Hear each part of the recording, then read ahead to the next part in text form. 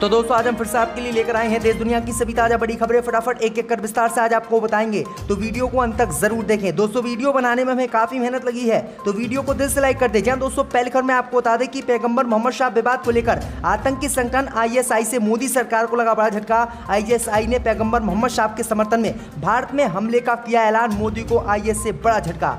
वहीं आपको बताएंगे दोस्तों कि उत्तराखंड में उपचुनाव रिजल्ट में भाजपा का हुआ सुपड़ा साफ। रुद्रपुर की दोनों नगर निगम सीटों पर कांग्रेस ने की जीत हासिल, भाजपा का हुआ सुपड़ा साफ। इसी के साथ आपको बताएंगे दोस्तों कि निपुण शर्मा को लेकर समाजवादी पार्टी ने योगी के घर पर बुलडोजर चलाने की मांग। कहा प्रयागराज में मुसलमानों के घरों पर क्यों चलाया जा रहा है बुलडोजर, बताए भाजपा।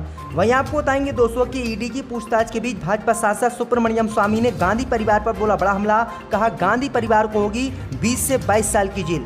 वहीं आपको बताएंगे दोस्तों कि पैगंबर मोहम्मद शाह पर विवादित टिप्पणी को लेकर निपुण शर्मा की बड़ी मुश्किलें। 20 जून को हाजिर होने का बंगाल पुलिस ने भेजा सम्मन, हो सकती है 20 जून को निपुण शर्मा की गिरफ्तारी। वहीं आपको बताएंगे दोस्तों कि निपुण शर्मा के विरोध में कानपुर में भड़की हिंसा को लेकर उपद्रवियों की लिस्ट योगी सरकार ने की तैयार। मुफ्त राशन समेत कई सुविधाओं से किया जाएगा इनको वंचित। तो दोस्तों सभी खबरों को आपको एक एक कर बताने वाले हैं। वीडियो को लाइक कर चैनल को सब्सक्राइब कर दें और हमें कमेंट करके बताएं कि आपके जिले किस राज्य से हमारी खबरों को देख रहे हैं। इसी बीच पर तो दोस्तों अगली खबर की ओर, तो पैगंबर मोहम्मद शाह विवाद को लेकर ISI से मोदी सरकार को लगा बड़ा झटका। ISI ने भारत में हमले की दी धमकी, भाजपा को झटका। दोस्तों आपको बता दें कि बीजेपी नेता निपुण शर्मा द्वारा पैगंबर मोहम्मद शाह पर की गई विवादित टिप्पणी को लेकर मोदी सरकार को अलकायदा व आतंकी संगठन ISI से बड़ा झटका लगा है। दरअसल आपको बता दें कि निपुण शर्मा के विरोध में ISI ने भारत में हमले की धमकी दी है और हमले करने का ऐलान किया है, जिसके बाद मोदी सरकार की मुश्किलें बढ़ गई हैं। दरअसल आपको बता दें कि जब पैगंबर मोहम्मद शाह पर विवादित टिप्पणी निपुण शर्मा ने की थी, उसके बाद अलकायदा ने भारत में फिदायत ने थी हमले की धमकी दी थी और कहा था कि हम आत्मघाती हमला गुजरात, उत्तर प्रदेश सहित भारत के कई राज्यों में करेंगे। लेकिन आपको बता दें कि अलकायदा के बाद अब आतंकी संगठन IS ने भी भारत में हमले की धमकी दी है, जिसके बाद मोदी की मुश्किलें बढ़ गई हैं और मोदी सरकार बुरी तरह से फंसती हुई नजर आ रही कि आखिरकार ISI कहां पर भारत में हमला करेगा, इसकी कोई पुष्टि ISI ने नहीं की है। तो ये बड़ी अपडेट आई दोस्तों कि निपुण शर्मा को लेकर बुरी तरह से भाजपा फंस गई है। इसी बीच पर तो दोस्तों अगली खबर की ओर, तो उत्तराखंड के नगर निगम चुनाव में भाजपा को लगा बड़ा झटका। उत्तराखंड के नगर निगम चुनाव में रुद्रपुर के दोनों वार्डों में हारी भाजपा, कांग्रेस की जबरदस्त जीत। दोस्तों आपको बता दें कि उत्तराखंड में हुए उपचुनाव में नगर निगम की भाजपा को बड़ा झटका लगा है। दरअसल आपको बता दें कि उधम सिंह नगर जिले के नगर निगम रुद्रपुर में वार्ड नंबर 13 और 36 के उपचुनाव का आज रिजल्ट आ गया और दोनों ही वार्डों में बीजेपी को हार का सामना करना पड़ा है। हालांकि एक वार्ड में बीजेपी प्रत्याशी मात्र 7 वोट से हारा है।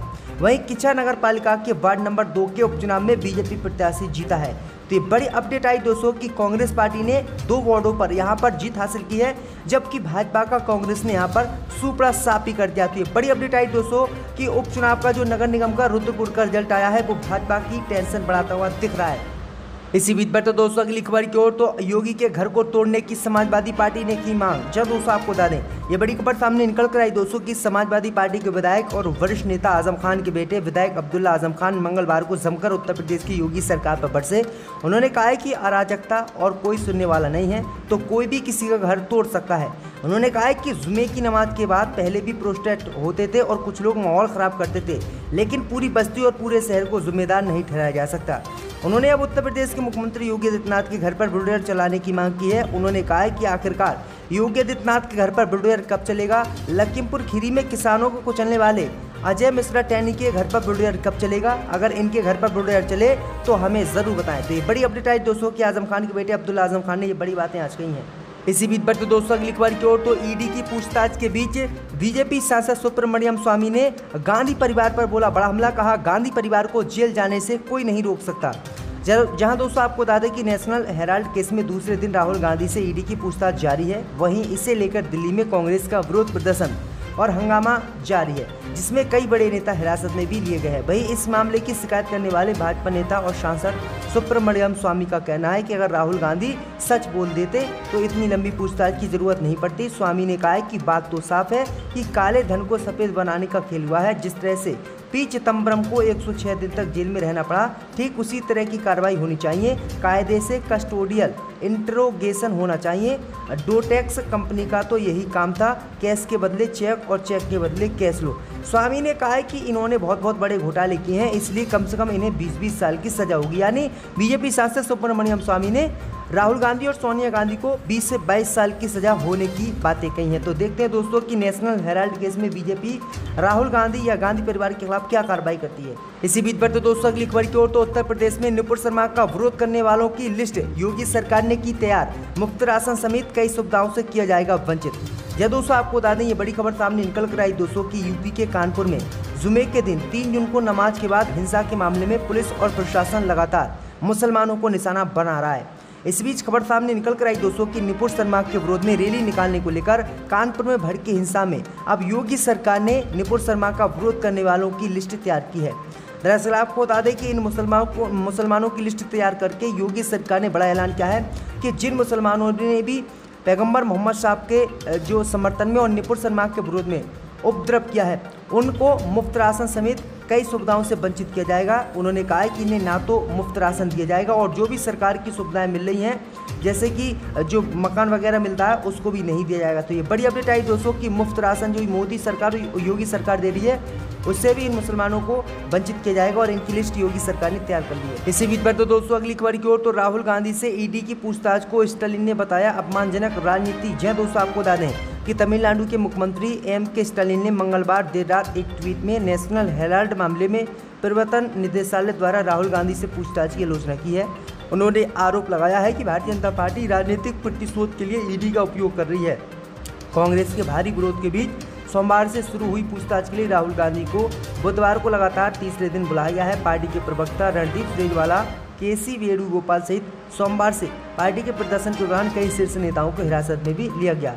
तो ये बड़ी अपडेट आ रही दोस्तों। इसी बीच पर तो दोस्तों अगली खबर की ओर। तो सपा विधायक आजम खान को कोर्ट से मिली बड़ी राहत। एमपी एमएलए कोर्ट से मिली जमानत। जी दोस्तों आपको बता दें कि रामपुर से समाजवादी पार्टी के विधायक आजम खान के लिए एक राहत भरी खबर मंगलवार को कोर्ट से आई है। पूर्व मंत्री आजम खान की एमपी एमएलए स्पेशल कोर्ट से जमानत मंजूर हो गई है। उनको ये जमानत फर्जी दस्तावेजों के जरिए स्कूल को मान्यता दिलाने के मामले में मिली है। मंगलवार को रामपुर में आजम खान द्वारा फर्जी दस्तावेजों से स्कूल को मान्यता दिलाने के मामले में सुनवाई हुई। ये मामला उनके खिलाफ रामपुर थाना कोतवाली में दर्ज कराया गया था, जिस पर सुनवाई करते हुए रामपुर की एमपी एमएलए कोर्ट ने उनकी जमानत अर्जी को मंजूर कर लिया। तो ये बड़ी अपडेट आ रही दोस्तों कि 89 केस आजम खान पर दर्ज हैं और 88 मामलों में आजम खान को जमानत अब तक मिल चुकी है। इसी बीच बढ़ते दोस्तों अगली खबर की ओर। तो पैगंबर मोहम्मद साहब विवाद को लेकर मुश्किल में आई नुपुर शर्मा। 20 जून को बंगाल पुलिस ने हाजिर होने का भेजा सम्मन। जय दोस्तों आपको बता दें कि पैगंबर मोहम्मद पर विवाद के बाद बीजेपी के पूर्व नेता नुपुर शर्मा की मुश्किलें कम होने का नाम नहीं ले रही हैं। दिल्ली, मुंबई और ठाणे के बाद अब पश्चिम बंगाल पुलिस ने उन्हें सम्मन भेजकर 20 जून को पेश होने के लिए कहा है। उन पर पैगंबर मोहम्मद पर विवादित टिप्पणी के मामले में केस दर्ज है। इस मामले में बीजेपी से निकाली गई प्रवक्ता नुपुर शर्मा को 20 जून या उससे पहले नारकेल डांगा पुलिस थाने में पेश होना है। इसके अलावा उन पर टीएमसी के अल्पसंख्यक प्रकोष्ठ द्वारा भी एक केस दर्ज कराया गया है। ये केस पूर्व मिदनापुर के कोटई थाने में दर्ज कराया गया है। इससे पहले मुंबई पुलिस ने पैगंबर मोहम्मद पर विवादित टिप्पणी को लेकर नुपुर शर्मा को दूसरी बार सम्मन जारी किया। नुपुर शर्मा को 25 जून को बयान दर्ज कराने के लिए मुंबई पुलिस ने तलब किया। तो ये बड़ी अपडेट आ रही है। इसी बीच पर तो दोस्तों अगली खबर की ओर। तो ज्ञानव्यापी मस्जिद और पैगंबर मोहम्मद साहब विवाद पर लामबंद हुआ आरएसएस, जयपुर में निकालेगा समाधान। यह दोस्तों आपको बता दें कि आरएसएस के शीर्ष नेता अगले महीने जयपुर में बैठक करने वाले हैं, जिसमें ज्ञानव्यापी मस्जिद परिसर मामले और भारतीय जनता पार्टी से निलंबित प्रवक्ता नुपुर शर्मा द्वारा पैगंबर मोहम्मद पर की गई कथित अपमानजनक टिप्पणी पर हिंसक विरोध प्रदर्शन समेत कई मुद्दों पर चर्चा की जाएगी। दरअसल आपको बता दें कि आरएसएस इन दोनों मामलों को लेकर यह काफ़ी लामबंद हुआ है। दरअसल आपको बता दें कि भाजपा नेताओं के इन बयानों से मुस्लिम देश काफ़ी नाराज हुए थे और मुस्लिम देशों की नाराजगी की खबर आरएसएस को ही पता चली और आरएसएस ने भी नुपुर शर्मा का समर्थन नहीं किया। तो ये बड़ी अपडेट आई दोस्तों कि अब आरएसएस भी देश में अपनी राजनीति को बदल रहा है। इसी बीच बढ़ते दोस्तों अगली खबर की ओर। तो विपक्ष की बैठक से पहले अखिलेश यादव का बड़ा ऐलान, बोले हम ममता के साथ। जय दोस्तों आपको बता दें कि समाजवादी पार्टी के अध्यक्ष अखिलेश यादव ने अयोध्या में कई मुद्दों पर स्पष्ट टिप्पणी की और साथ ही बीजेपी पर जमकर हमला बोला। राष्ट्रपति चुनाव पे उन्होंने साफ किया है कि 15 जून को दिल्ली में जो ममता बनर्जी की बैठक हो रही है उसमें जो निर्णय ममता बनर्जी लेंगी समाजवादी पार्टी उसी निर्णय के साथ है। वहीं उन्होंने बुलडोजर को लेकर एक बार फिर से बड़ा हमला बोला। उन्होंने कहा है कि इसको संविधान नहीं रोकेगा। जिस घर पर बुलडोजर चलाया गया है वहाँ पहले नगर निगम के टैक्स लिए जाते थे। बुलडोजर के कारण देश दुनिया में बदनाम हो रहा है। जिसका भी घर चाहो बुलडोजर से गिरा दोगे।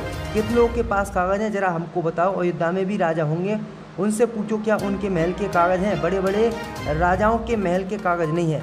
उन्होंने कहा है कि इस तरह की कार्रवाई से मैं संतुष्ट नहीं हूं और योगी सरकार को ये कार्रवाई रोकनी चाहिए।